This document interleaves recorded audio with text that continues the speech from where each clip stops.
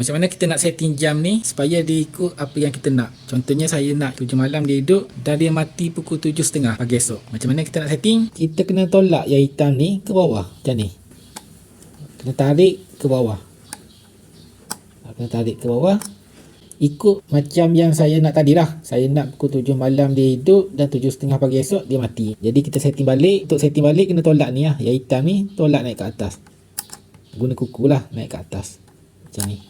Okay, jadi saya nak pukul 7 malam dia hidup dan 7 pagi esok dia mati. Kita tengok jam lah. Jamnya dekat sini lah yang ada tulis 1, 2, 3, 4, 5 sampai 24. Jadi 7-nya dekat sini lah. Sama ada saya pilih 7 ataupun saya pilih 19. Mana-mana lah. 19 pun 7 juga. Jadi saya ambil yang 7 lah. Jadi caranya kita kena tekan ke bawah ni. Hitam ni tolak ke bawah sampai pukul 7.30 pagi esok. Pukul 7.30. Pukul 1, 2, 3, 4, 5, 6, 7. 19 ni pukul 7.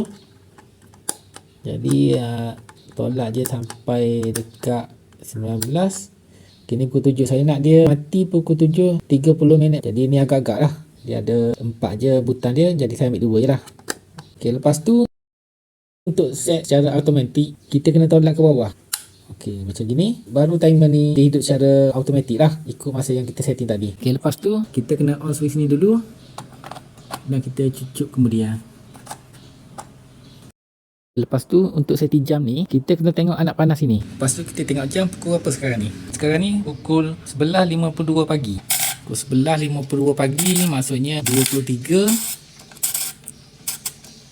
dekat 24. Okey, dekat sini lah. Dekat 24 ni. Pasal 24 ni kan pukul 12. Kalau nak setting ikut 1, 2, 3 pun boleh juga mana-mana lah. Okay, lepas tu kita biar je lah. Dia pusing. Dia pusing.